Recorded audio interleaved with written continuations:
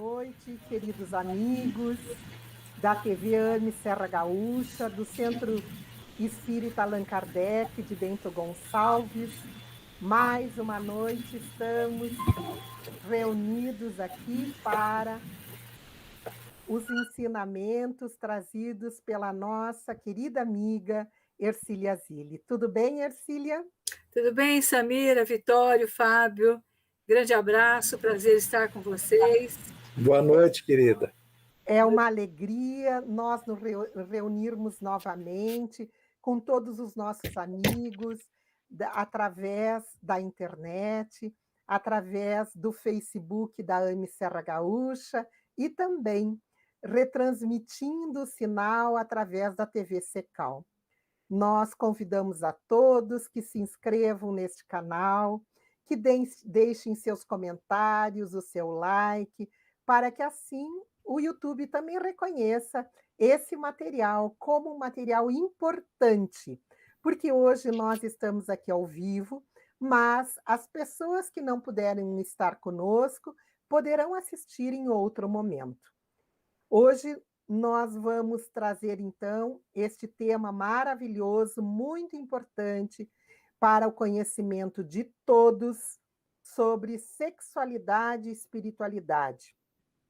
Antes de nós apresentarmos a nossa querida amiga Ercília, conhecida também de todos vocês, vamos pedir ao Vitório que faça a prece de abertura. Então, em agradecimento pela presença de todos, em especial a gentileza de estar conosco, nossa querida amiga Ercília. Vamos elevar nossos pensamentos para que possamos, nesse momento, sermos envolvidos por as equipes de Jesus, a nossa espiritualidade protetora, para que a partir desse momento, iluminando a Ercília, para que ela traga a nós todos, neste momento, e aqueles que assistirem futuramente, a preciosidade dos ensinos sobre esse tema fascinante, a sexualidade e espiritualidade. Te rogamos, Senhor, que reforce em nós os lenitivos necessários para que possamos fortalecer a fé, a esperança, para que possamos vencer nesse momento, Senhor, esses instantes de dificuldades, em que a ansiedade, a tristeza, as depressões atingem vários lares em todo o nosso universo, principalmente todo o nosso planeta Terra, nesse momento de pandemia.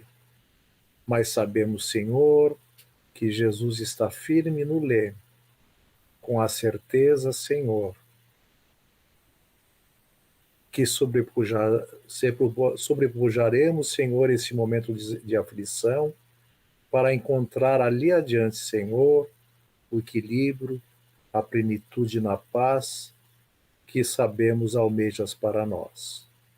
Nesse momento, Senhor, te agradecemos mais uma vez a oportunidade de aqui estarmos, de aprender através desta temática o quanto necessitamos para enfrentar os nossos dissabores e também propiciar a nós, Senhor, as alegrias advindas deste conhecimento. Que tua paz e teu amor, Senhor, nos envolva neste momento e sempre. E assim seja.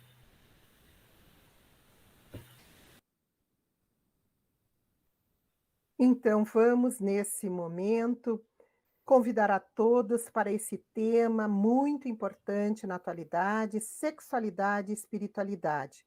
Apresentando, então, para aqueles que ainda, porventura, não conheçam, a nossa querida amiga, Ercília Zilli é psicóloga, é mestre e doutora em Ciências da Religião e vai, com grande poder de oratória e de conhecimento, compartilhar conosco. Ela, que é a fundadora e presidente da ABRAP, Associação Brasileira de Psicólogos Espíritas. Então, minha querida, O microfone é seu, estamos aqui para te ouvir. Seja muito bem-vinda. Muito obrigada. E nós vamos começar falando sobre esse tema que atualmente ele está numa discussão muito ampla. Nós vamos começar a falar um pouquinho a partir da visão da doutrina espírita, para, a partir desta visão, começarmos a trabalhar como a sexualidade está sendo colocada hoje, como ela está sendo orientada, e seria importante que cada um de nós fizesse uma comparação sobre o conceito espírita e o conceito que está sendo trabalhado em todo o planeta Terra. Então, se nós começarmos com energia sexual e atração no livro Vida e Sexo, Emmanuel nos coloca que essa energia, a energia sexual, ela é inerente à própria vida. Ela gera cargas magnéticas em todos os seres. A face do quê? A face das potencialidades criativas de que se reveste. Uma vez que a sua essência dessa energia, verte da criação divina para a constituição e sustentação de todas as criaturas. Veja que nós já estamos aqui com alguns conceitos, que ela é inerente à própria vida, que ela gera cargas magnéticas, que ela carrega potencialidades criativas e que ela verte a essência da energia sexual, verte da criação divina. Para quê? Para a constituição e sustentação de todas as criaturas. Veja que constituição e sustentação são questões diferentes. A princípio, a descarga dessa energia ocorre inconscientemente. Então, se nós pegarmos na história da humanidade, nós vamos perceber que não se sabia dessa energia, que essa energia era trabalhada de uma maneira totalmente inconsciente e fora de um contexto. Mas com a evolução da individualidade, com a evolução, o espírito acaba compreendendo que essa utilização, a utilização dessa energia divina, envolve discernimento e critério.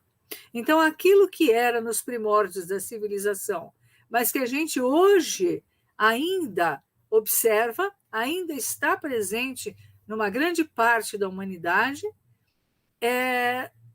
de fato envolve que se desenvolva discernimento e também critério. Ou seja, como é que eu vou usar essa energia? De que maneira eu vou usar essa energia que verte diretamente do Criador?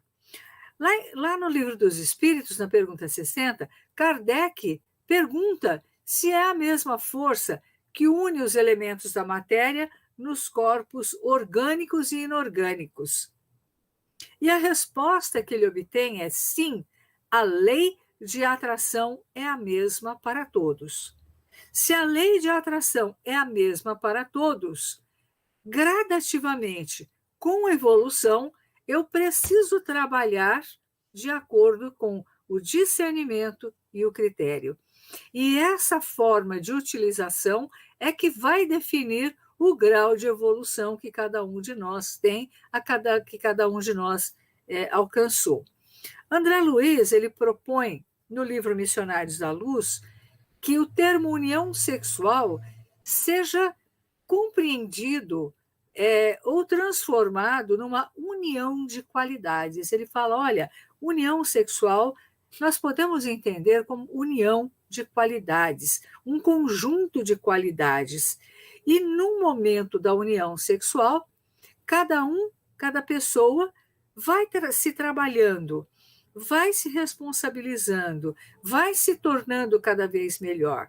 E cada vez que essa relação acontece, a energia que se passa, ela é compreendida, ela é gradativa, ela é transmitida de acordo com o discernimento, o critério que nós vamos acarreando através da evolução.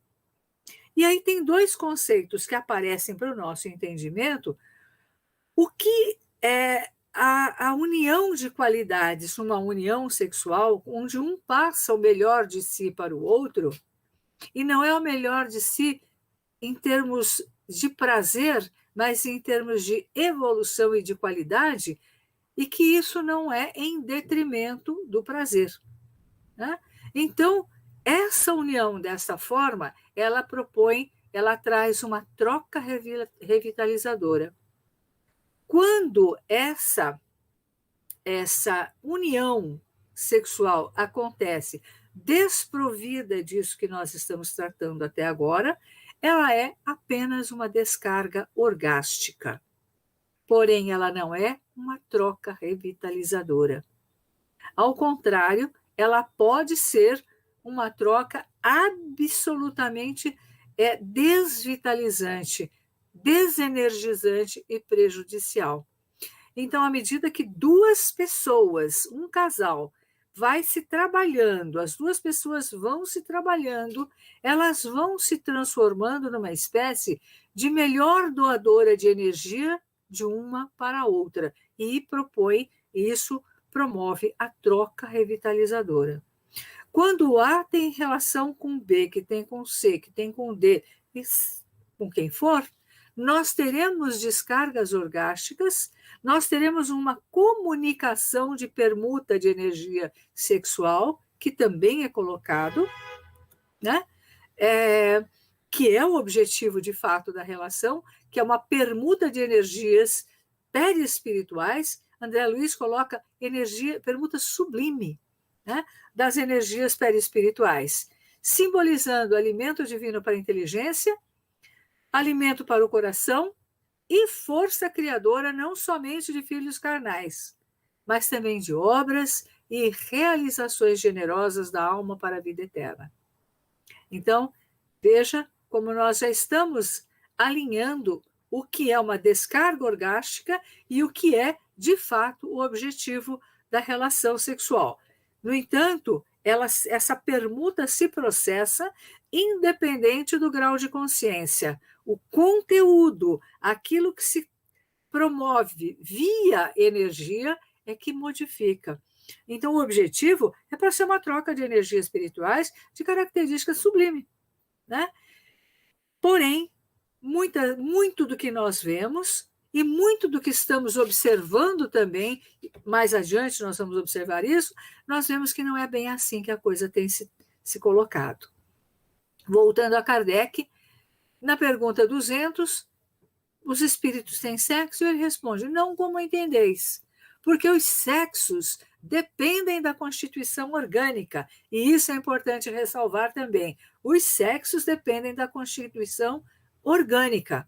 Há entre eles amor e simpatia, mas baseados na afinidade de sentimentos. Então, nós temos aqui uma definição, nós estamos trabalhando com algumas definições para podermos avaliar o quadro que está se delineando neste momento no planeta Terra, no que concerne a relação sexual, a sexualidade de maneira geral. Então, não podemos perder isso. Os sexos dependem da constituição orgânica. E o objetivo é uma permuta sublime das energias perispirituais. Então, sexo, ele é praticado de maneira corpórea, porém o perispírito ele está acoplado ao corpo físico, e essa energia sublime, essa energia com características divinas, é que vai promover, através do grau de equilíbrio, de respeito, de amor, e nós vamos trabalhar com esses conceitos. Então, também, nós vamos encontrar Emmanuel dizendo que o amor é livre, pode amar quem quiser, mas o sexo é compromissado. Né? Compromissado significa que não vai ter A com B, com C, com D. Que essa troca ela vai se tornar cada vez mais afinizada, cada vez mais trabalhada, cada vez mais sublime entre duas pessoas, onde exista o respeito, o afeto, o amor. Missionários da Luz ainda, André Luiz coloca que é necessário deslocar a concepção do sexo abstendo-nos de situá-la tão somente em determinados órgãos do corpo transitório das criaturas. E ele propõe ainda que se veja o sexo como uma qualidade positiva, passiva, emissora ou receptora da alma. E é onde ele propõe, então, a substituição das palavras união sexual por união de qualidades, né? E observaremos que toda a vida universal se baseia neste divino fenômeno, o fenômeno da troca energética entre duas criaturas, e cuja causa reside no próprio Deus, Pai Criador de todas as coisas e de todos os seres. É importante que a gente vá relembrando esses conceitos colocados dentro da doutrina espírita para podermos ter, então, uma visão de análise das coisas que estão acontecendo. Também no Livro dos Espíritos, nós vamos encontrar que, não obstante, né, na questão 693A, ele vai dizer a pergunta sobre reprodução indefinida, se essa reprodução entre todos os seres vivos seria prejudicial, inclusive do próprio homem ser uma vítima. E aí a pergunta que Kardec faz, seria repreensível deter essa reprodução? E aí a resposta, que é uma resposta única em todas as concepções religiosas que nós encontramos. Deus deu ao homem, sobre todos os seres vivos, um poder que ele deve usar para o bem, mas não abusar. Ele pode regular a reprodução segundo as suas necessidades, mas não deve entravá-la sem necessidade. Então, veja que no começo nós falamos de concepção, né, e de energia. E aí está o porquê dessa troca de energia. Porque ele pode, sim, regular a reprodução, porém, ele não vai fazer isso sem a necessidade. O que isso acontece? Isso corrobora aquela troca, aquela permuta de energias perispirituais. Então, a sexualidade dentro da visão espírita não é só para gerar filhos da própria carne, mas para essa revitalização, para essa permuta de energias perispirituais e para que todo o nosso equipamento criativo, todo o nosso equilíbrio, toda a nossa afetividade sejam trabalhadas, tratadas de maneira equilibrada.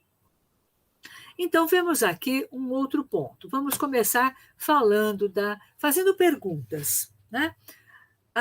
Uma delas é a influência cultural. Nesse item, será que se nós analisarmos a sociedade onde nós vivemos, será que ela tem conceitos de sexualidade claros e integradores? Integradores no sentido da afetividade, do respeito, da espiritualidade.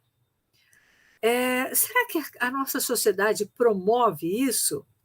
Será que a nossa sociedade ela é preconceituosa, liberal, educativa, pedagógica? Né? Existe alguma influência da mídia? Né? Qual seria a influência da mídia? Então, dentro desses aspectos, nós já temos questões aí. Por outro lado, quando nós trabalhamos com influência cultural, nós também trabalhamos com uma influência espiritual.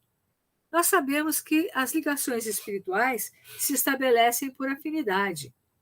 Alguns autores falam de colônias sexuais, e esse conceito ele é questionado e mesmo combatido por alguns espíritas. Porém, vamos entender colônias sexuais no plano espiritual como lugares onde os espíritos se unem através das suas afinidades. Ligações espirituais que se estabelecem por afinidade. Então, onde quer que estejamos, nós transitamos em frequências vibratórias. Nós estabelecemos, através da nossa vibração, nós estabelecemos um processo de ressonância, ou seja, nós vamos transitar numa faixa e encontrar aqueles que são os nossos sintônicos. Né? Então, independente desse termo, colônia sexual, ser questionado, vamos entender agrupamento de espíritos que transitam na mesma frequência, com as mesmas afinidades. A outra coisa que a gente precisa questionar é a diferença entre liberdade e liberação. Esses dois conceitos, eles são muito confundidos. A liberação expressa um desejo e a pessoa assume o quê? O desejo. Então, libera. Já a liberdade é um conceito totalmente diferente. Liberdade é poder escolher aquilo que é melhor para nós através do nosso processo de autoestima, que é uma construção fantástica.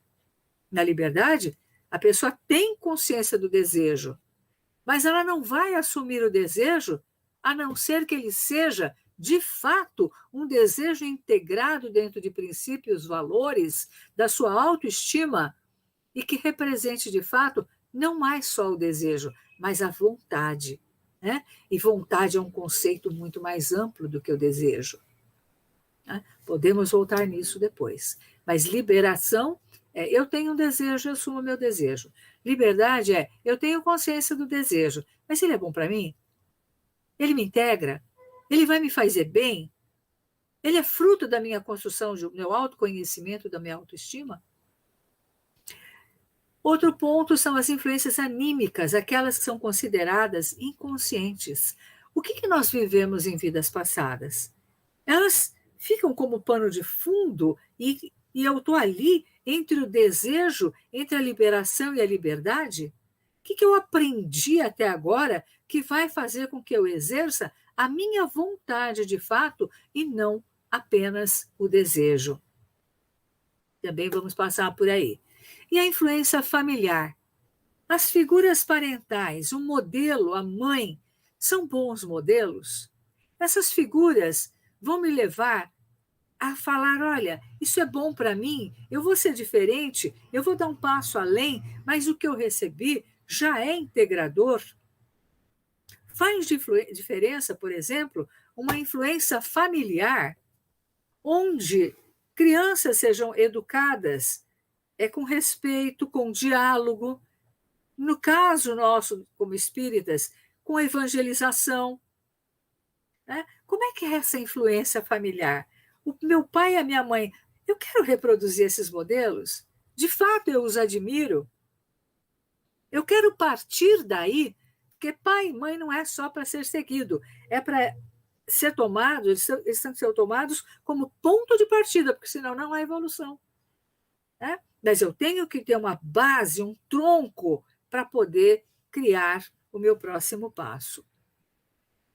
E aqui começam as discussões. Então, conceitos de sexo. Conjunto de características estruturais e funcionais, segundo os quais um ser vivo é classificado como macho ou fêmea. Machos humanos produzem gametas masculinos, que são os espermatozoides. As fêmeas produzem gametas femininos, que são os óvulos. Isso é biologia. Em 1970, começa a surgir uma discussão na humanidade, lá para 1970, quando também começa a se discutir sobre o marxismo, sobre uma série de outras questões, começa a vir a palavrinha gênero. E segundo essa discussão, segundo isso que nós vamos ver agora, essa determinação, essa terminologia, o gênero identifica e diferencia os homens e as mulheres. Ele já não fala mais sexo masculino ou sexo feminino. Ele fala gênero masculino e gênero feminino. E isso tem uma consequência diferente daquilo que nós entendemos como sexo. Aquele onde vai ser produzido gameta masculino, que são os espermatozoides, e fêmeas que vão produzir gametas femininos, que são os óvulos. Na questão do gênero, isso não mais é considerado. O gênero é considerado, então, um papel social que pode ser construído e destruído, mutável e não limitado. Veja que é diferente daquilo que nós já estudamos nesse próprio slide. Então, no sexo existe uma biologia. No entendimento do gênero, ele diz, olha, ser homem ou ser mulher, ser masculino ou feminino, não importa. Isso é uma construção social. O corpo não é o que define. E a partir daí, vamos continuar tentando trabalhar um pouco nesse tema árido. Mas é um tema que nós precisamos enfrentar, senão nós vamos ficar com uma visão idealizada, como se a doutrina espírita não fosse suficiente, e nós vamos confundir as questões, como nós vamos ver aí um pouquinho. Então, identidade de gênero é como a pessoa se sente. Ela nasceu num corpo masculino, mas ela se sente, e até aí ok, ela se sente, por exemplo, como uma mulher. Ou é uma mulher e se sente como homem, como se homem fosse. Então, a identidade de gênero é um modo como determinado indivíduo se identifica na sociedade, com base no papel social do gênero e no sentimento individual de identidade da pessoa. Portanto, é uma construção. Uma pessoa que biologicamente nasceu com o sexo masculino, mas que se identifica com o papel social do gênero feminino, sexo masculino, gênero, passa a ser socialmente reconhecida como uma mulher. Essa pessoa é denominada transgênera, pois possui uma identidade de gênero diferente daquela que é biológica. Então, aqui nós temos algumas imagens que foram muito colocadas na mídia, de um esportista que foi casado, teve filhos, e que num determinado momento da vida disse, olha, mas desculpa, mas eu sou mulher. E passou por um processo todinho de transformação do seu corpo físico e, fisicamente, aparentemente, a sua forma é uma forma feminina. Né? Então, ela fez aquilo que nós vamos ver como uma redesignação de sexo. E nós temos, então, e curiosamente, esse homem que fez a redesignação para o gênero feminino continuou gostando de mulheres. Né? Isso está na mídia, quem quiser procurar, eles são bastante famosos. E casos, por exemplo, de gênero masculino, feminino, mais corpos masculinos, femininos, onde as pessoas acabam preservando alguns órgãos reprodutivos e mesmo com uma aparência absolutamente masculina, engravidam porque lá dentro existe um útero. E aí esse útero, ele define que aquele corpo é feminino. Então, e essa divergência, né, entre a identidade de gênero e a condição física sexual chama disforia de gênero. E ela causa um transtorno de identidade de gênero, que é o fato de querer se identificar ou já se identificar com o sexo oposto. Mas, veja só, 2 centros de pesquisa extremamente importantes, um deles em Toronto, outro na Holanda, apontam resultados semelhantes nas pesquisas. Então, a literatura publicada mostra que de 60% a 90% das crianças cuja disforia de gênero começou antes da puberdade se ajustaram ao sexo de nascimento sem necessidade de transição de gênero. Isso pode estar mudando devido a alterações da prática clínica que encorajam a transição de gênero. Então, eu vou, sem citar época ou sem citar nomes, uma vez um casal me procurou e disse que a filha deles, de 11 anos, estava pedindo para se portar, ser chamada, se vestir, cortar o cabelo de acordo com o corpo masculino, o gênero masculino. A mãe já estava disposta a entrar nesse processo de bloqueio hormonal, que nós vamos ver aqui já. Enfim, e o pai estava extremamente resistente. E eu disse que eu não atenderia essa criança por não fazer prática, né, da minha prática profissional neste momento. Eu não atendo mais crianças. Mas eu fiz algumas perguntas, né? Porque essa criança, com 11 anos, ela já ia fazer 12 anos, ela foi a um local, a um laboratório que trabalha com a transição, e após uma entrevista com a criança, ela foi considerada apta a fazer parte do processo de redesignação de sexo. Portanto, foi avaliada num lugar, numa estrutura, e lá foi considerado, ok, você realmente é um menino num corpo feminino. E, portanto, vamos começar a trabalhar para que você, de fato, passe a ser do gênero masculino. E o pai, muito aflito, e amanhã eu não quero que minha filha sofra. Eu falei, olha, o sofrimento faz parte da vida. Nós não temos como evitar o sofrimento próprio, o sofrimento de um filho, porque o sofrimento faz parte da vida. E bem trabalhado, não encorajando só a manutenção, a permanência no estado de sofrimento, mas a busca de uma solução, a busca de um entendimento, o sofrimento pode se tornar uma excelente escola. E perguntei quando é que começou isso com a sua filha. Ela disse assim, começou quando ela estava, não sei em que série.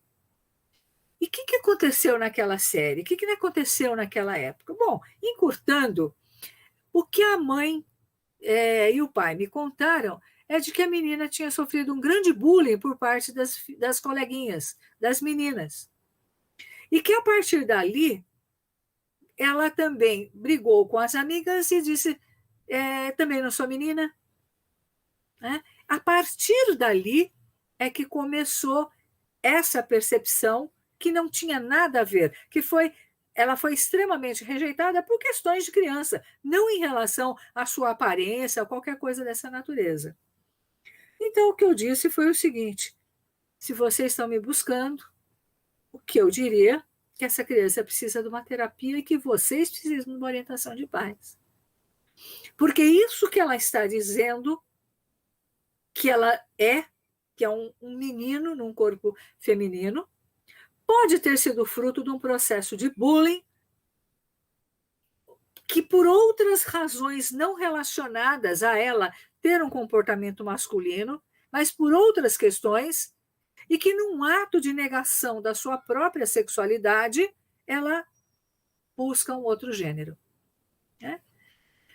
Então, eu disse, ela poderia fazer trabalho terapêutico para ver do que ela traz, independente dela já começar um processo que é um processo violento, que é o de redesignação. E isso significa bloqueio hormonal. A partir daquele momento, aquela garota teria que começar a tomar hormônios masculinos para que não desenvolvesse seios, para que não menstruasse, para que fosse criando um corpo aparentemente masculino, para engrossar a voz, para criar outro tipo de pilosidade. E eu disse, talvez, olha, eu acho que ela com 11 anos para 12 não tem maturidade para fazer essa escolha. E ninguém pode fazer essa escolha por ela. Não é o psicólogo, não é o laboratório de pesquisa nessa área. Ela precisa entender por que aquele corpo não está servindo para ela, se é que não está servindo. A mãe falou, e se ela sofrer mais ainda? Eu falei, ela já está sofrendo com a rejeição. Ela já está sofrendo com toda essa dificuldade de saber quem ela é. E essa tomada de posição da parte dela é imatura, ela não tem idade para consentimento, que significa conhecimento das consequências, e, por outro lado, a literatura diz o seguinte, que de 60% a 90% das crianças cuja disforia começou antes da puberdade, naturalmente voltaram a aceitar o seu próprio corpo, sem terapia, sem tratamento, num processo natural, a criança foi se ajustando ao sexo do nascimento. Então, veja, vamos guardando as informações. Então, segundo as estatísticas, esses números, eles devem ter uns 3 anos, nos Estados Unidos, 1,4 milhões de adultos se declaram transgêneros, e muitos deles fizeram a redesignação, fizeram a transição, porque muitos fazem a transição, porém sem a cirurgia de redesignação. Então, veja, uma coisa é orientação sexual. Orientação sexual é atração sexual e ou afetiva. Atração sexual e afetiva de um ser humano para outro. Pessoas transexuais, elas podem ser heterossexuais, como o caso que nós colocamos daquele homem que quis buscar um corpo feminino, porém que continuou gostando de mulheres, né? Então pode ser homossexual, pode ser bissexual, né? E pode ser heterossexual. Então, essa pessoa transexual, ela vai se definir dentro de um espectro, né? E a relação sexual? Ela é uma ampla variedade de comportamentos entre indivíduos voltados para a obtenção do prazer erótico, de pelo menos uma das partes. Independente de uma relação sexual com penetração, com orgasmo e com fins reprodutivos. É o prazer exclusivamente, né? E aí nós temos aqui um gráfico para a gente começar, para sintonizar um pouco o que a gente está falando. Orientação sexual é o que uma pessoa sente por outra, ligada à atração, ligada, pode ser homossexual, pode ser heterossexual, pode ser bissexual, e aqui tem uma palavrinha nova, pansexual. Pansexual, nós tivemos um ator que recentemente se declarou, né, ele foi questionado, até então ele era considerado hétero, aí ele foi questionado sobre a sua homossexualidade e ele disse não, as coisas estão num ponto que eu tenho que me assumir como pansexual. Pansexual, então, é toda a gama das considerações, das qualificações e das percepções sexuais. Identidade é como a pessoa se vê e como ela se sente. Tem a ver com a identificação, né? E o sexo é uma característica biológica, pode ser masculino, feminino ou intersexo. Por quê? Porque existe o hermafroditismo e essa figura aqui contempla essa questão. Mas vamos continuar nesse caminho árduo que é o da ideologia de gênero. Segundo a ideologia de gênero, o contexto do que eu estou falando não pode ser tirado de maneira alguma sem essa identificação, porque senão eu perde todo o meu trabalho de como eu estou me colocando. Segundo a ideologia de gênero, as pessoas nascem iguais e ao longo da vida vão construindo a sua própria identidade, seja como homem, como mulher ou como ambos. Ideologia de gênero ou a ideologia da ausência de gênero é a ideia de que a sexualidade humana seja parte de construções sociais e culturais e não de um fator biológico. De acordo com a ideologia de gênero, os seres humanos nasceriam neutros e poderiam, ao longo da vida, escolher o seu gênero sexual. Eu estou colocando aqui embaixo, em vermelho, um link que é extremamente interessante e importante. Eu tentei acessá-lo através dos seus vários vídeos e ele aparentemente não está no ar, mas talvez tenha sido apenas uma coincidência. Então, ele é de 2017 e ele estava no site da Aletheia. E é um documentário norueguês.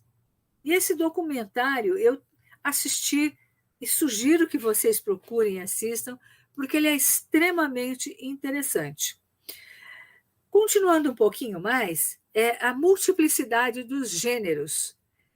A existência de vários gêneros sexuais mais complexos, além do masculino e do feminino.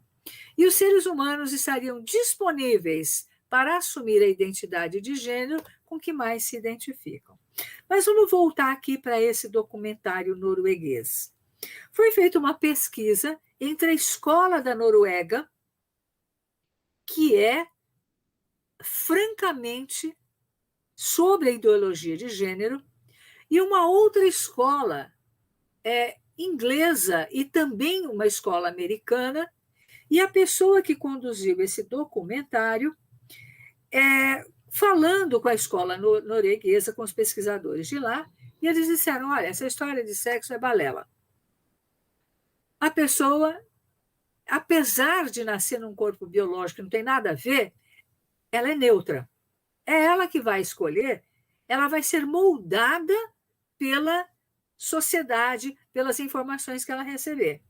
Então, se você tiver uma criança e der um brinquedo de menino para ela, se for um menino, ele só vai querer brincar com coisas de menino. E se for uma menina, ela vai se identificar, se você promover isso, se a sociedade promover isso, ela vai então entender que ela é uma menina. Aí o pesquisador foi lá e falou, olha, lá na Noruega foi colocado isso. E ele falou, não, o inglês, eu tenho aqui uma pesquisa realizada com crianças de 8 meses, e essas crianças de 8 meses foram colocadas num ambiente onde haviam brinquedos considerados de menino e de menina, e livremente escolheram de acordo com a sua sexualidade, com o seu sexo. Os meninos naturalmente foram buscar brinquedos de menino, considerados de menino. E as meninas foram buscar brinquedos considerados de menina. O pesquisador voltou para a Noruega. Falou, lá falaram isso. Ele falou, sim, porque aos 8 meses a criança já está condicionada. Então, continuamos com a nossa ideia de que sexo é uma construção social. E aí, então, o gênero é uma construção social. E as crianças continuam nascendo, os seres humanos continuam nascendo neutros. Voltou lá no outro pesquisador. Ele falou, então vamos fazer outra pesquisa. Vamos pegar crianças com 3 dias de vida e vamos observar o movimento de olho de interesse por brinquedos considerados femininos e brinquedos considerados masculinos. E aí apresentaram para esses bebezinhos, claramente tem que haver um termo de consentimento ali dos seus responsáveis, é o critério de toda pesquisa, e foram apresentados então esses brinquedos. E o que se observou é que as meninas se interessavam por bonecas, por exemplo, e que os meninos se interessavam por outros brinquedos considerados de menino. Por isso que esse documentário abala a credibilidade da ideologia de gênero, porque se refere a uma pesquisa feita com crianças de 3 dias. Mas vamos continuar. Os gêneros são, na realidade, construções sociais conforme a ideologia de gênero. Eu estou enfatizando isso. Para os defensores da ideologia de gênero, não existe apenas o gênero masculino e feminino, mas esse espectro que pode ser livremente escolhido pelo indivíduo.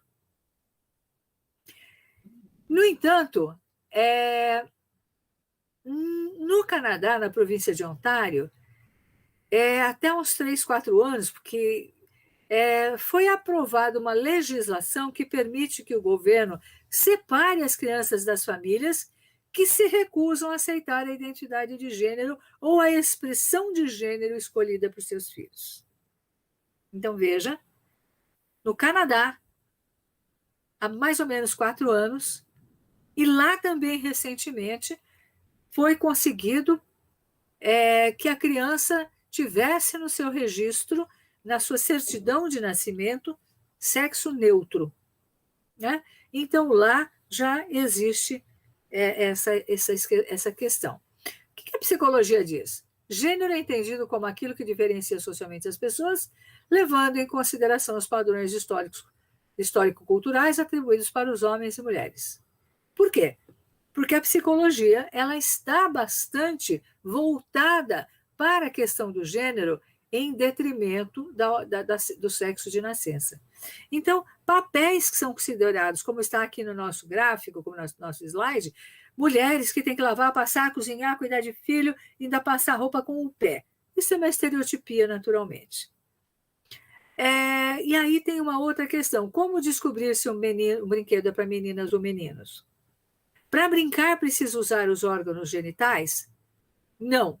Então, se não precisa brincar com os órgãos genitais, pode brincar, o brinquedo é para ambos os sexos. Se for para usar órgão genital, não é brinquedo de criança. Está quase ali. Está quase ali. O que significa? Que menino pode brincar de boneca, que menino pode brincar, menina pode futebol. Veja, tem aí uma amplitude, algo que permite um trânsito maior, sem aquela coisa estrita de brinquedo de menino, de brinquedo de menina. Em que pese a pesquisa ter mostrado que aos 3 anos de idade, aos 3 dias de idade, o bebezinho observa mais, detém o olhar, a mirada naquele brinquedo que equivaleria à sua sexualidade, ao seu sexo. Bom, aí vocês estão vendo uma imagem chocante, não é? Quase chocante, é uma boneca. A boneca Pop, que foi fabricada pela Hasbro recentemente. Aqui embaixo também tem o link. Então, ok que se brinque com o que quiser. Hoje existem times de futebol, as meninas jogam futebol na escola, os meninos aprendem em algumas escolas como passar roupa, e não é disso que nós estamos falando. O que nós precisamos é começar a observar a mensagem subjetiva do brinquedo. Então, a Hasbro lançou, há pouquíssimo tempo, uma boneca, que é a boneca Pop, que é super famosa, e essa boneca vinha com 2 botões, um na barriga. E se a criança apertasse a barriguinha da boneca, a boneca cantava. Mas existia um outro botão entre as pernas, e que se esse botão fosse tocado pela criança, a boneca daria risadinhas e suspiros. A boneca. Agora, a criança está ali, brincando com a boneca. Aperta o botão da barriguinha, ela canta. Aperta um botão que está entre as pernas, no lugar da vagina da criança, no lugar da vagina. Aperta aquele botãozinho, a criança dá gargalhadinhas e suspira.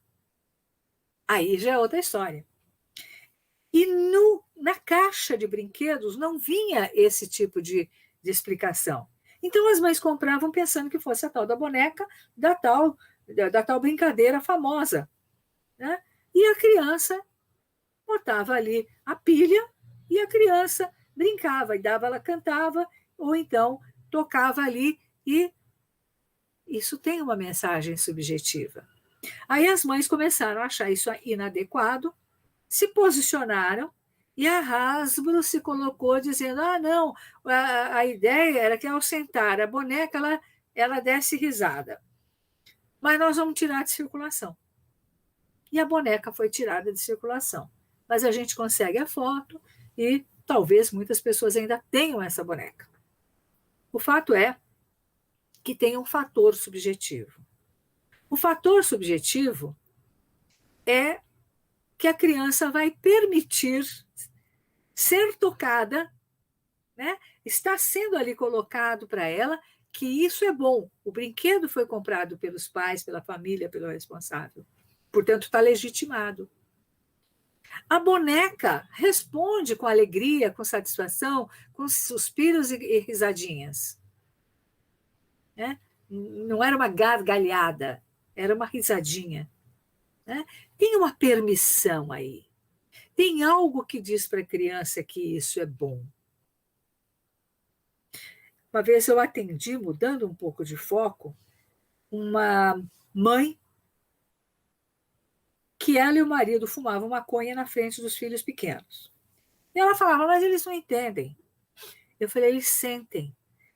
Esse cheiro, essa situação, de maneira tão familiar, vai mostrar que isso que vocês fazem é bom.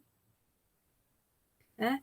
E se você está dizendo que é bom, você está permitindo, você está influenciando para que eles usem isso de maneira a não questionarem, a não consentirem, porque não envolve consciência. Ela virou para mim e falou, você é careta. Eu falei, não, eu não sou careta, eu sou psicóloga. Bom, passou algum tempo, essa moça me procurou novamente, o marido tinha morrido de overdose no exterior e 2 filhos estavam totalmente mergulhados em drogas. E ela me perguntou se eu tivesse escutado. Bom, então, aquilo que nós oferecemos às crianças, se a coisa for colocada de uma maneira agradável, ela soa como permissão e como incentivo. E está aí o link. Agora, isso é recente. Isso é 17 de agosto de 2021, foi publicado pela revista Oeste. Essa revista Oeste pode ser considerada uma revista de direita, sei lá, mas se vocês procurarem a notícia, ela estará em várias mídias, de um lado e de outro. Então, vamos ao que nós temos como a notícia. Isso tem o quê? 17 de agosto? Foi outro dia. O governo escocês foi por volta, acho que do dia 13 de agosto ou 12 de agosto, autorizou que crianças de apenas 4 anos mudem seu nome e seu sexo na escola, sem o consentimento dos pais. A determinação consta nas novas diretrizes de inclusão LGBT do Estado, conforme noticiou o jornal britânico The Telegraph. Houve uma ressalva dizendo que não era bem assim, que não era sem o consentimento dos pais. E que, na verdade, a criança teria que ter liberdade para se colocar. A notícia é essa. Foi a que saiu no jornal britânico. E nessa questão, né, as instituições de ensino teriam, então, que adaptar uniformes, bibliografia e, além de adaptar os banheiros de acordo com que essas crianças de 4 anos ou a partir de 4 anos decidissem. A determinação também proíbe professores de questionarem essa escolha dos alunos, caso os mesmos digam que desejam fazer a transição para o gênero oposto. Em vez disso, os educadores terão que perguntar quais são os novos nomes e quais são os pronomes de tratamento que terão que ser usados de acordo com a vontade das crianças de 4 anos.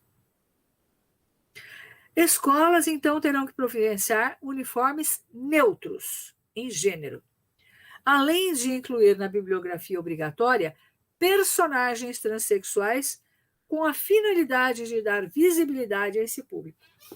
as 70 páginas da papelada tem a digital do grupo LGBT e de esquerda Stonewall, que saudou a medida como um avanço.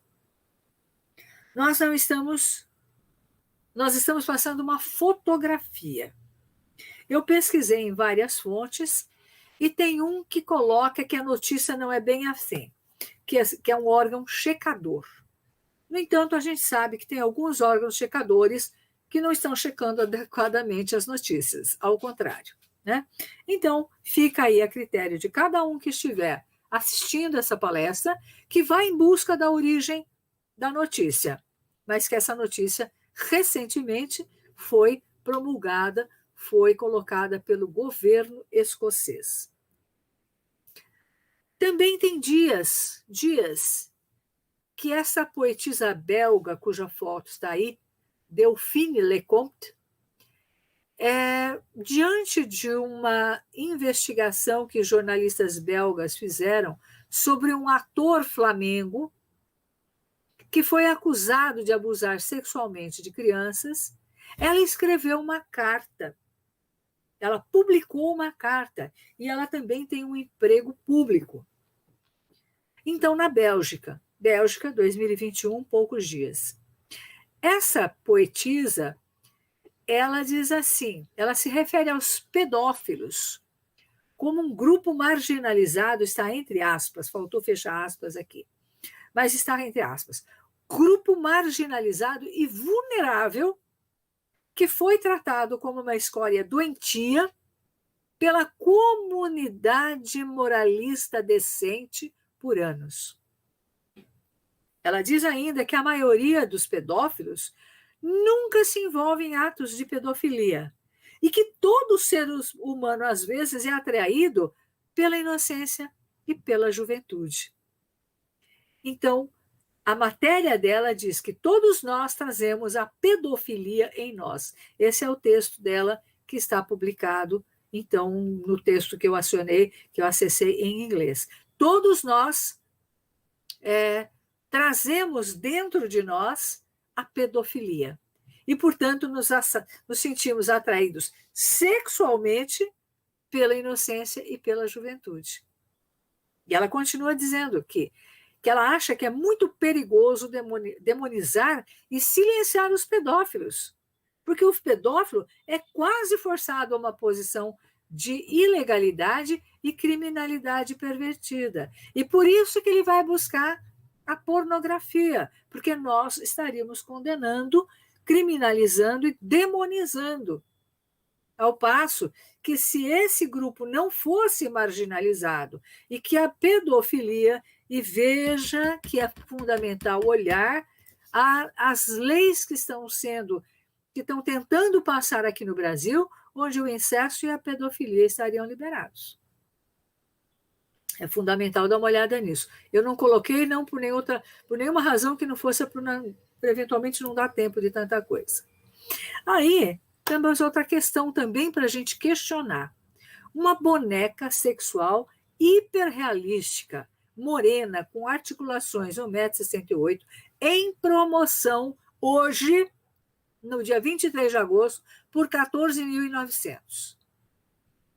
E essa boneca tem sido muito procurada, não só para práticas sexuais, como para casamento.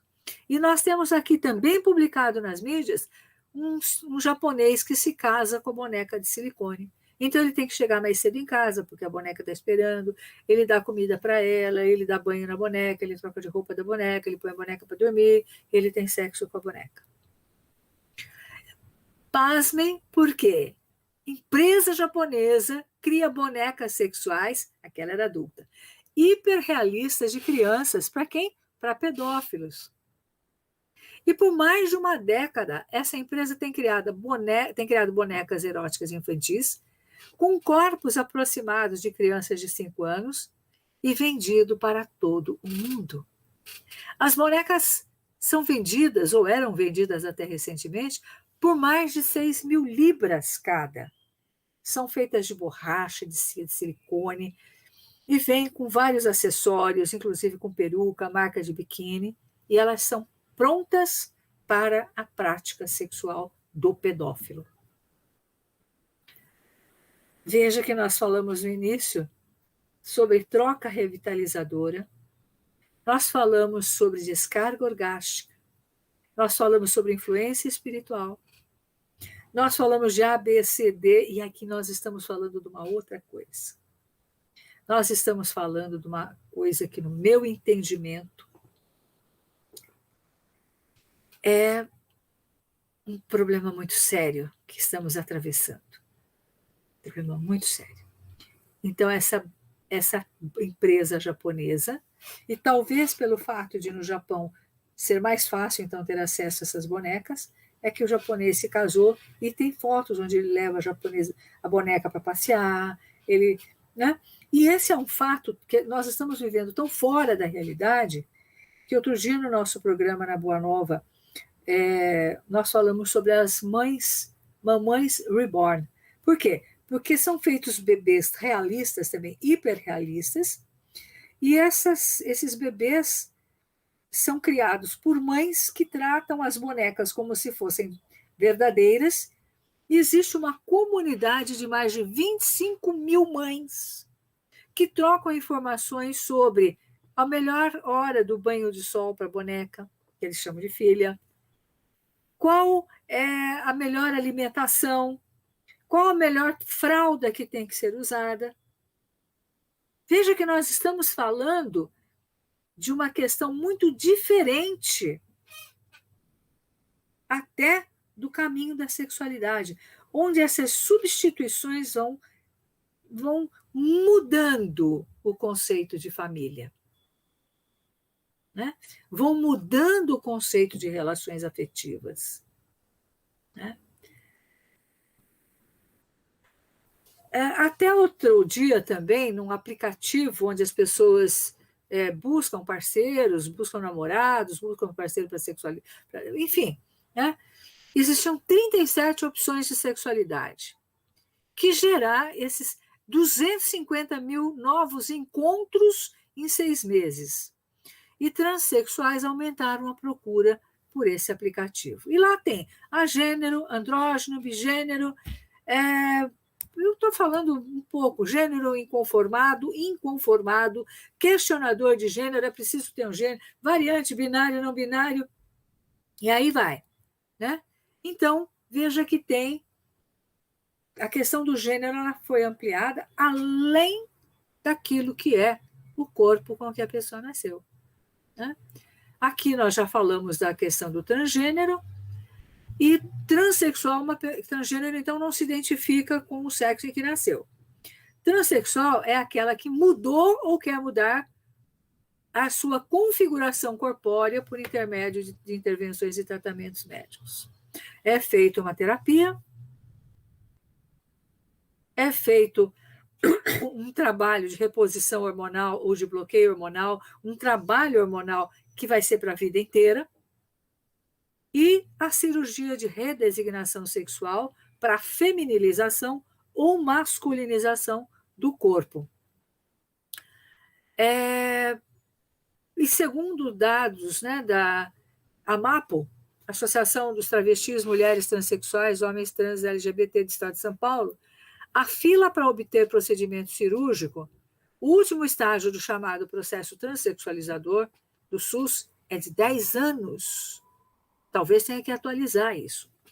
A rede até teve algumas expansões recentes, mas a dificuldade persiste. E a cirurgia é uma necessidade, lembra a presidente da AMAPO. A regra é ter 21 anos e ter feito psicoterapia durante 2 anos. No entanto, o que é que nós temos? Nós temos que crianças de 11 anos ou 12 anos já estão começando a fazer o bloqueio hormonal, a terapia de reposição hormonal. A cirurgia de ablação, por exemplo, peniana, ou de tentativa de formação de um pênis, enfim, tem uma série. Eu tentei ver essa cirurgia num vídeo, mas honestamente eu não tive. Eu não sou. Acho que psicólogo não é muito bom para ver cirurgia de ninguém, não. Eu não me senti bem, né? Então, existe esse médico, que é um especialista, é um cirurgião reconstrutivo genital, e ele diz que na cirurgia de redesignação sexual de homem para mulher, médicos transformam a genitália de um homem para lhe dar o formato de uma vagina, extirpando os testículos e invertendo o pênis. Inverte o pênis e isso vira uma mulher trans. Então, aquela pele e tal vira a vagina. E a cirurgia inversa, de redesignação de homem para mulher, os médicos removem as mamas, úteros, ovários, estendem a sua uretra, de modo que a mulher transformada ou convertida em homem trans possa urinar em pé. Muitas não retiram os ovários, porque pode ser que encontrem uma companheira que queira ter um filho ou que não possa ter um filho. Ou que seja uma mulher trans e um homem trans que se unam e alguém tem que ter um útero, né? Então, muitas vezes o útero não é retirado. E aí tem um dado interessante desse médico, né? Diz que ele é renomado mundialmente. As pessoas fazem a cirurgia de redesignação, mas voltam para pedir a reversão. Querem o seu corpo original, a sua genitália de volta. E quando não conseguem, porque é muito complicado, não daria para fazer isso, essas pessoas sofrem níveis altíssimos de depressão. E o caso de pensamento suicida, ideação suicida e de suicídios concretizados, ele aumenta consideravelmente, porque não tem mais jeito, né? Mesmo que você, que não seja um caso de cirurgia, mas de bloqueio hormonal, de reposição hormonal, né? Mesmo tirando, muitas coisas ficam abaladas. A coisa não é tão simples assim. Eu tomo hormônio e viro isso, eu deixo de tomar hormônio e eu viro aquilo. Né? Nós temos um caso que é público, né? Da filha de um casal de artistas lindíssimos, maravilhosos, americanos, e que a menina pequena foi dizendo que era um menino, queria ser chamado de menino, se vestia de menino. E as fotos atuais da menina, que queria ser menino, mostram que ela deixou o cabelo crescer, que ela usa roupas femininas. Não se tem muito mais informação que isso, mas houve uma mudança ali. Por isso que nós não podemos ter precipitação. Então, são questões aí para a gente conversar. Né? É que nem aquela história, eu não vim para esclarecer, mas para complicar, porque esse é o mundo em que nós estamos vivendo. Quando nós falamos de orientação sexual, nós estamos falando de desejo e objeto de desejo. Quando nós estamos falando de ideologia de gênero, nós estamos falando de uma pauta política. São coisas diferentes. Né? Nós estamos dizendo que não importa que seja um corpo masculino ou feminino, mas que ser homem ou mulher é uma construção social. Há muita controvérsia em pesquisas sérias que são realizadas. Né? Se as pessoas conseguirem resolver as suas questões, e isso em qualquer área da vida, elas vão ter tranquilidade, vão ter autoestima, vão ter que aprender a lidar com a frustração, entender que nada será perfeito, vai trabalhar com a possibilidade de relacionamentos satisfatórios e não idealizados, vão perdoar, vão ser gratas, vão se fortalecer, mas a psicologia faz perguntas e avalia algumas possibilidades. Como é que foi sua vida? Como é que é a sua vida? Quais foram ou são os seus modelos? Esses modelos foram bons ou não? Qual a imagem que você associa ao corpo masculino ou feminino? O que você espera um corpo diferente? O que você acredita que possa ser ou fazer diferente? Em que o seu corpo não permite a expressão da sua identidade? Você está disposto a enfrentar problemas diferentes dos atuais? Preconceito, rejeição, decepção, por exemplo? Percebe que qualquer que seja a sua escolha, terá que enfrentar obstáculos e que a felicidade é de dentro para fora? Veja que nós não colocamos uma questão espiritual. Nós fizemos perguntas do aqui e agora. Por que você não pode amar e ser amado com esse corpo? O que é que você espera tendo um corpo diferente? E a gente ouve, é porque eu gosto, é porque eu quero. Mas como é que é o processo terapêutico? Como é que é o questionamento de que eu gosto? Porque às vezes a criança diz, olha, como filho dessa artista, pode me chamar de John. E hoje ela quer ser chamada pelo nome dela. Hoje ela não quer mais se vestir de menino. Então, antes de entrar num caminho desse, nós precisamos lembrar lá do nosso começo hoje. Nós temos 2 corpos. Nós temos 2 corpos. Será que eles foram criados de maneira a não serem considerados? É claro que, de uma maneira espírita, nós vamos entender que eu tenho um compromisso a realizar com este corpo. E nós não estamos falando de orientação, porque orientação a gente respeita. Uma orientação madura a gente respeita. Mas indução, não. A política não pode induzir. E eu sei que eu estou falando algo bastante delicado aqui em termos de psicologia. Porque nós temos, justamente por sermos psicólogos, de acordo com o Código de Ética, nós não podemos induzir nem a religião, nem a questão da sexualidade, nem isso, nem aquilo. Porque o processo de psicologia, o processo terapêutico, ele é de afloramento, é de analisar as suas possibilidades de escolha, né, o seu autoconhecimento, por que eu quero fazer as coisas de uma outra forma e onde eu pretendo chegar de maneira não idealizada. Então, não se pode induzir de maneira alguma. Se não pode induzir de forma religiosa, não pode induzir de forma ideológica, porque esse é o artigo do Conselho Federal de Psicologia, do Código de Ética, que define o papel da psicologia, a não indução. Bom, gente, é isso. Nossa, Ercília, que maravilha como nós conseguimos adentrar a esses assuntos tão complexos e que a maioria dos espíritas procura nem parar para pensar, quanto menos discutir e observar a profundidade desses conhecimentos que tu nos trazes.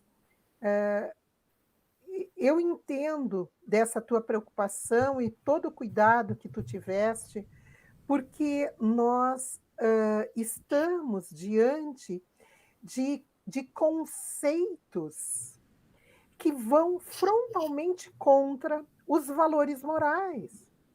Esses conceitos que as pessoas hoje trazem, que tudo é válido, que o importante é ser feliz no aqui e agora, esquecem-se muitas vezes de que somos espíritos imortais e que as nossas escolhas do aqui e agora podem repercutir em muitas reencarnações futuras, com prejuízo para a evolução do espírito.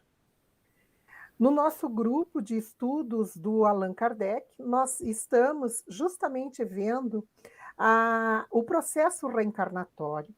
E eu lembro que numa das questões do Livro dos Espíritos, nos é trazido de que, antes de reencarnar, o espírito pode escolher o corpo, e os benfeitores respondem que até pode, mas que o corpo virá como consequência da tarefa ser resolvida naquela reencarnação.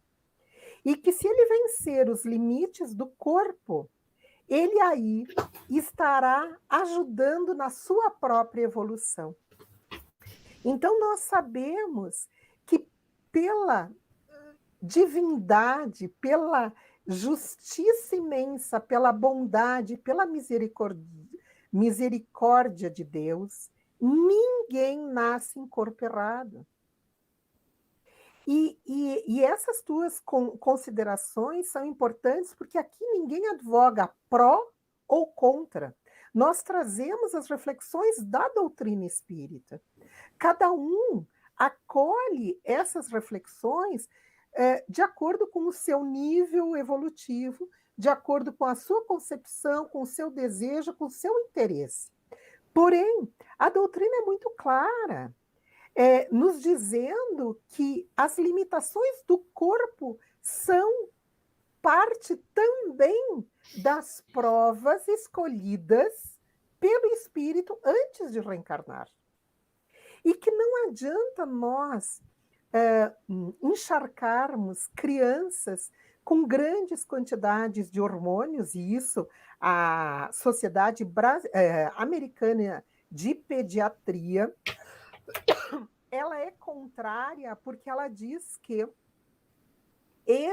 ninguém pode entender que uma pessoa vá viver a sua vida inteira recebendo hormônios para bloquear a produção natural dos próprios hormônios.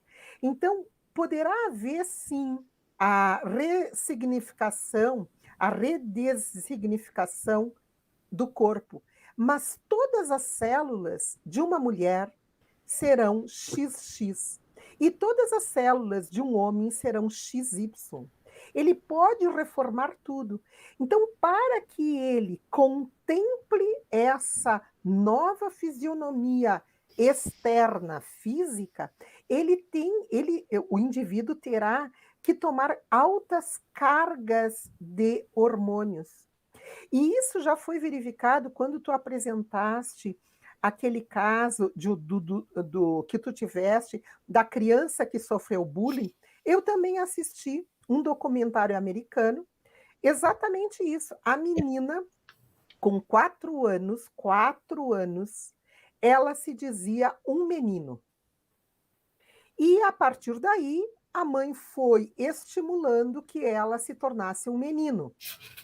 E ela, quando chegou aos 8 anos, a família inteira achava que ele deveria ser considerado um menino. Até que uma Ercília americana, Ercília entre aspas, chegou para os pais e disse assim: desde quando aconteceu isso? E foram rememorando que, quando nasceu o irmão dessa menina, esse menino nasceu com problema sério e pai e mãe se dedicaram ao menino. A tal ponto que a menina entendeu: meus pais não gostam de menina, meus pais gostam de menino. E a partir daí, aquela psicóloga foi fazendo um trabalho com a menina que queria ser menino e que os pais estavam apoiando plenamente, mas por orientação da própria Sociedade Americana de Pediatria, reverteu-se o quadro e eles entenderam que aquele desvio amoroso necessário para aquele momento de dificuldade da saúde do menino ocasionara nela uma rejeição, que foi o bullying que tu referiste. Então, é muito profundo este conhecimento, e essas abordagens têm que ser levadas nessa profundidade.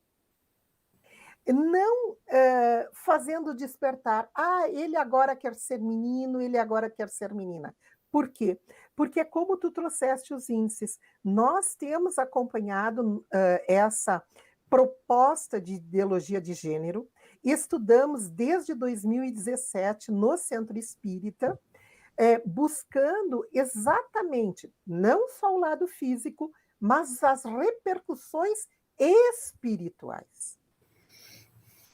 Então, eu te agradeço muitíssimo, Ercília, por ter trazido isso, que são conhecimentos, que são abordagens difíceis de lidar no meio espírita, mas extremamente necessárias. Antes da Ercília, tu falares, eu gostaria de complementar, tu trouxesse numa leveza um assunto tão sério, tão profundo, que as maiorias das pessoas colocam embaixo do tapete e o evitam, fogem. Então eu quero primeiro... E eu vou além disso. Eu disse, nós temos que disseminar Ercílias dentro da psicologia, como nós estamos vivenciando como nunca nesse momento de transição, nesse momento de pandemia, que todos os profissionais, principalmente os da área da saúde, estão tendo uma divisão do bom profissional médico, do bom psicólogo, que tem esse olhar, porque nós não podemos permitir, como tu bem colocaste, com muita calma, com muita propriedade, com muito embasamento científico, a indução a essas crianças. O que falta muitas vezes é um reequilíbrio no lar, como tu colocaste, a Samira trouxe esse outro exemplo. Então, não podemos permitir que a pedofilia seja uma natural, eles querem transformar isso, querem destruir os lares, e nós vamos causar muito sofrimento nessas crianças. Nós já estamos tendo sofrimentos demais.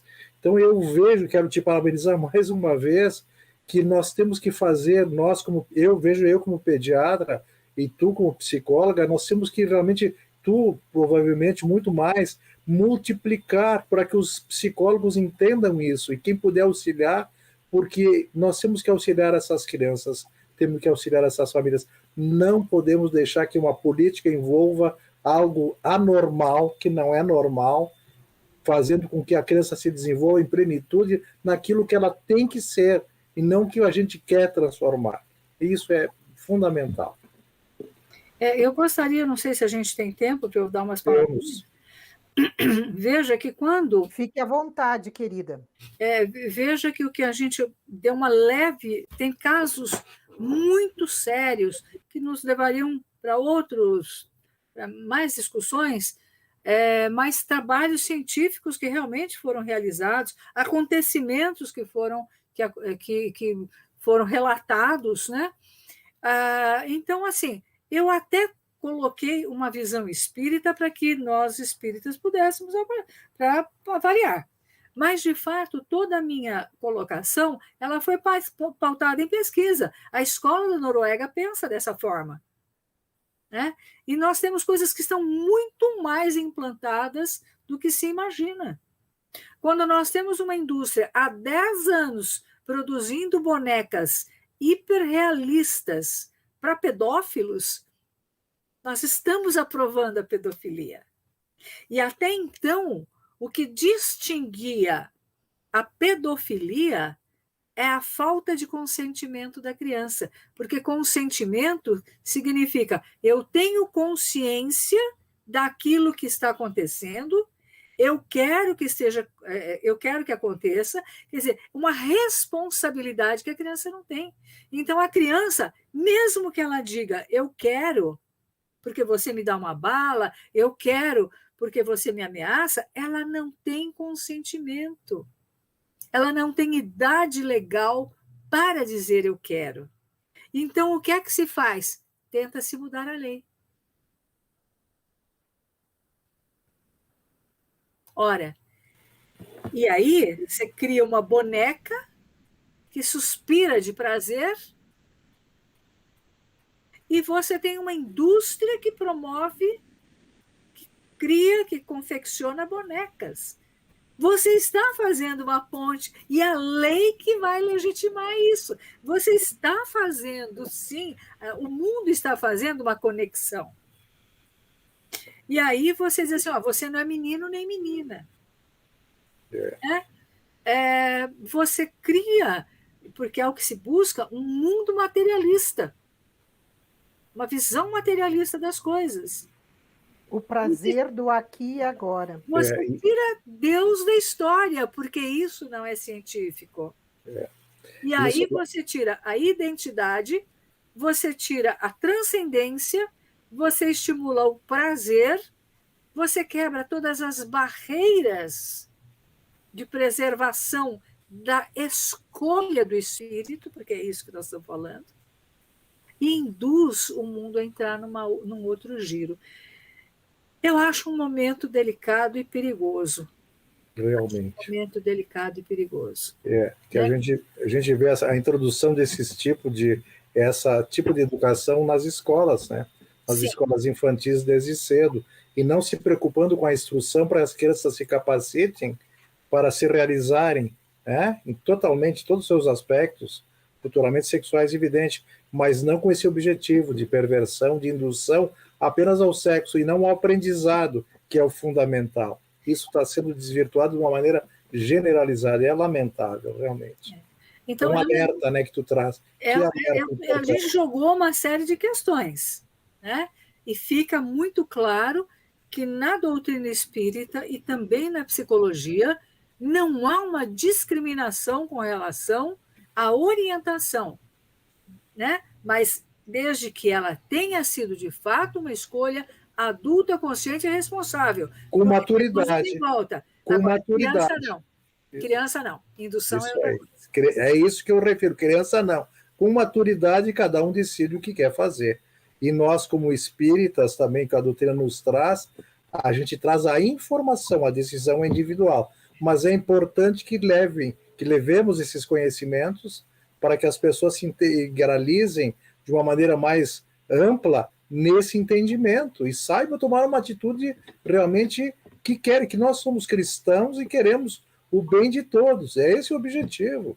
Então temos que esclarecer para que as pessoas realmente formalizem os seus conhecimentos e tomem suas decisões. Isso aí não podemos. Temos que proteger as nossas crianças, tá? Tem uma questão, né? Como é que uma criança de 4 anos sabe o que é bom para ela? Veja, se perguntar o que você quer comer, se eu fosse uma criança, eu ia querer comer batata frita o tempo todo. Tá certo. Né? Agora, isso é bom? A criança pode escolher que ela vai comer macarrão e batata frita o tempo todo? Não. Né? Então, veja, como é que ela vai definir? Como é que você faz uma pergunta que a criança nem entende? Como é que você chega para uma criança e fala, olha, você não é nem menino e nem menina. Você pode escolher o que você quiser. Isso é um processo de indução que não gera responsabilidade. Porque não foi escolhido por aquela pessoa, por aquela criança, por aquele espírito.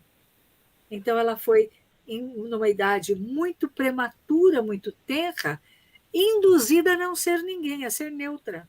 E a vida não é neutra. E eu gostei muito de uma fala que tu disseste, mas eu não quero que meu filho sofra. Genial, genial, porque, inclusive, nos debates no nosso grupo dizia assim, mas aquela criança, aquele adolescente estava sofrendo muito, e quando ele assumiu o sexo contrário, ele parou de sofrer, ora, aos nossos olhos externamente. E como tu dizes, o sofrimento faz parte da vida. É o que nos fortalece, é o que nos faz crescer, é o que nos estimula a caminhar. É importantíssimo isso, porque é que nem a eutanásia. Vamos praticar para que eu não quero que ele esteja sofrendo. Poxa, como é que nós podemos avaliar o sofrimento dele e o espírito na sua escolha reencarnatória? Nós não estaríamos sendo cúmplices ao abortarmos aquela encarnação como menina, estimulando ele a menino e ele ficar paralisado na sua evolução espiritual? Nós temos muitas questões que tanto os psicólogos como os espíritas têm que olhar de frente. Tem que olhar de frente. Porque Espírito não tem sexo, então vale tudo. Então tem aí também uma questão que não está sendo analisada de maneira adulta pelos espíritas, e nem Kardec passou longe. Mas assim, por quê? Porque a pessoa que tem que se responsabiliza, portanto, pela sua própria escolha, ela sabe que se a escolha não der certo do ponto de vista da expectativa dela, ela vai ter que arcar com as consequências do mesmo jeito, aquilo que não deu certo. Então, nós enfatizamos várias vezes aqui, o espírita ele não condena nada. Ele não é uma doutrina de salvação e nem de condenação. Ele é uma doutrina de oferta e esclarecimento, de reflexão, de estudo e de escolha e responsabilidade. Né? E nós não podemos escapar disso, porque senão nós estamos, de fato, induzindo. Né? Então, tá perfeito, tá perfeito. A nossa função é esclarecer. E dentro das nossas áreas, como a tua, a gente trazer informações, fazendo o link com a doutrina para cada um decida. Só que realmente tem que ser uma decisão coerente de cada um, evidentemente, dentro das suas perspectivas. Mas o fundamental é esclarecer. É isso aí. E se a gente unisse alguns conceitos, né, a geração floco de neve, essas coisas todas, como é tudo eu quero e tudo pode, né, e não precisa assumir a responsabilidade, são pessoas que estão ficando, são criados sem resiliência, não sabem ouvir o não sabem lidar com a frustração. E aí bate a cabeça para cá, bate a cabeça para lá. Realmente. Assim, essa geração, além de tudo, está sendo flexibilizada nos valores morais. E se, como tu disseste, se não há uma base sólida, uma base fixa pelos pais, e eu também gostei muito da tua referência, os pais são ponto de partida. Os pais são a segurança, o porto seguro, mas não é o exemplo para ser seguido, é a partir deles. E hoje o que nós vemos são pais que não querem educar seus filhos. Não é que não podem, que não conseguem, que não têm tempo. Não querem educar. Porque educar é a formação de bons hábitos, diz Kardec, né? A educação é tornar o hábito saudável como uma situação absolutamente normal na tua vida. E isso é reorientar aquele espírito que veio para isso. E nesta fase, onde a criança, e por isso 7 anos da infância da criança são os mais longos no reino animal, é justamente isso. É essa reorientação para o caminho do bem. Poxa, vamos olhar para as nossas crianças. Nunca tivemos tanta facilidade ao criar filhos. Mas aqui estamos falando de educar filhos. É bem diferente do que criar. E nós vimos no começo, né, do nosso tema hoje, a visão de sexualidade como permuta de energias perispirituais. Nós vimos como energia divina que verte do Criador. Quando nós trabalhamos, quando nós lidamos com a sexualidade dessa maneira, o que é que nós fizemos dessa energia? Nós não nos nutrimos, nós não fizemos permuta nenhuma, nós excluímos e fizemos uma apropriação de uma sedução, de uma apropriação de uma criança de 4 anos de idade que tem que decidir e que a lei está vindo para proteger o desequilíbrio e não para respeitar a criança. Então, quando eu vejo uma Escócia, quando eu vejo um Canadá, quando eu vejo uma Noruega, a Noruega e mais, né? Dali, aquela região, nós temos ali vários países que estão firmes na questão da ideologia. E aqui no Brasil, que não foi agora mitigado e cortado por causa da mudança política. porque senão nós teríamos implementado em todas as nossas escolas a ideologia de gênero. E estão tentando de todas as maneiras, nós estamos vendo no nosso próprio país. Esses já estão sacramentados, aqui estão em vias de, por isso todo esse empenho do governo atual para impedir. A família é fundamental, a estruturação da família. Então, uma coisa é a orientação que precisa ser fortalecida, no sentido de esclarecida, né? Isso. O que você vê disso, o que é que você espera, para que haja, de fato, uma responsabilidade, uma escolha e uma responsabilidade. A outra é você induzir, a outra é impor uma ideologia. Uma é da natureza, de certa maneira, da natureza. A outra é da política. Nós estamos vendo, numa sequência, ontem fiz uma palestra sobre a dependência novamente da tecnologia e as consequências. Houve todo um trabalho feito para induzir a dependência. Nós, adultos, embora tenha essa ferramenta fantástica que nem nós estamos agora, não vou falar do lado dos positivos, mas do lado negativo nas crianças, né, que é uma abrangência total, nós vemos em cima disso que já existe um trabalho. A própria pandemia, no confinamento, ampliou, e tu sabes como ninguém na tua área, as crises de ansiedade, as depressões, o suicídio, então já está graçando. Então, eu sempre dizia, e não faz de agora, fazem anos que eu digo que vai faltar psicólogos, porque os consultórios estarão cheios, e nós cada vez estamos criando mais problemas, mais transtornos mentais. Então, imagina, com toda essa indução, drogas, a dependência tecnológica, que é uma viciação, né? Que tem parte, eu estou falando das crianças, né? E, além disso, esse tempo de confinamento, longe das escolas, os transtornos das crianças, e, além disso, essa indução de querer colocar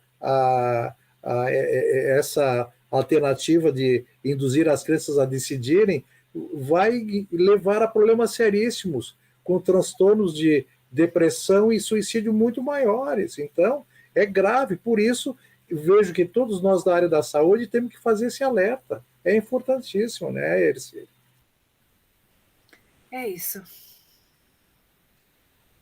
Olha, querida, muito obrigado. É um prazer te ouvir sempre. Foi uma preciosidade, querida. Eu que agradeço. Ercília, eu creio que nós deveríamos seguir com esse tema. Eu gostaria já de te convidar de público, porque nós precisamos ouvir essas abordagens.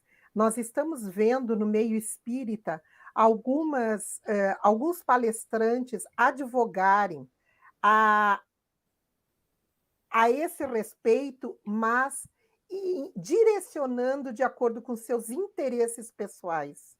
E nós não podemos mais deixar assim. Nós temos testemunhado essa situação. Nós temos muitos agradecimentos e a ti, gratidão dos nossos internautas. Temos certeza que este vídeo será muito, muito compartilhado. Por isso, nós estamos gravando excepcionalmente para também reassistirmos e podermos compartilhar desses ensinamentos. Mas, acima de tudo, nós teremos que trazer novamente esse tema com esta abordagem que tu nos trazes, para que assim possamos conscientizar não somente pais e educadores, mas principalmente os espíritas, que não desviem a doutrina de acordo com seus interesses pessoais. E nós, infelizmente, temos testemunhado esse desvio. Samira, Vitória, vocês são meus amigos de vida, meus amigos de missão, de compromisso reencarnatório. Temos um carinho, eu tenho um carinho muito grande, uma gratidão muito grande, Vitório, recentemente, e você Querida, também. Por favor, tu sabe que isso não é nem é carinho, é uma obrigação. Cuidaram de mim, do meu filho, do problema que nós atravessamos de Covid, de falar 2 vezes por dia, de cuidar, não tivemos um minuto de abandono, foi um cuidado total. Mas antes disso, nós já tínhamos uma amizade de coração, estamos trabalhando juntos, e eu estou sempre à disposição para o que vocês quiserem. Se eu puder contribuir com alguma coisa, eu não estou falando de política porque não sou uma analista política. Eu não estou falando... eu estou falando dessas questões que a gente precisa refletir, né? Nós precisamos criar responsabilidades. Nós precisamos criar pessoas estruturadas, fortes, que escolham seus caminhos, que defendam suas ideias, mas pautados naquilo que é a realidade, naquilo que vem de dentro, né? Mas, e não dessa questão toda, a indução, essa é a palavra. Perfeito. A indução da mídia, a indução da política, a indução dos professores, dos governantes. Então, nós precisamos, sim, debatermos cada vez mais esse assunto que diz respeito à família, a célula básica onde o espírito evolui. Acho que nunca a família foi tão importante. Nunca, porque nunca... Ela sempre foi, nunca foi tão importante. Mas é porque nunca... Sempre foi, agora mais do que nunca. É que nunca foi tão ameaçada por todos os lados. Ameaçada no sentido de ser desestruturada. Mas nunca, Sami, como nós já falamos várias vezes, nós fizemos a leitura desde que iniciou essa pandemia, no início do ano passado, veio para também nós pararmos, eu digo como famílias, e reestruturarmos os nossos relacionamentos e as nossas condutas. E isso também é uma misericórdia divina que nos propicia. É um momento difícil, é um momento que nós só vemos sofrimentos, perdas, imposições, mas também de abertura de caminhos para aqueles que entenderem isso. É uma oportunidade bendita de reforçar a família, como tu bem colocaste, Ercília, é um momento vital para isso. Por isso essa conscientização tem que ser cada vez mais difundida, para que todo mundo tenha a sua tomada de consciência e assuma suas responsabilidades. Muito bom. Nós aqui temos agradecimentos da Mirta, dizendo graças, excelente. Da Adriana, muito bom, grata. A Elisete Ordová sempre está conosco, ela diz: eu que agradeço a dedicação de vocês por nos trazer tanto conhecimento, serei grata eternamente.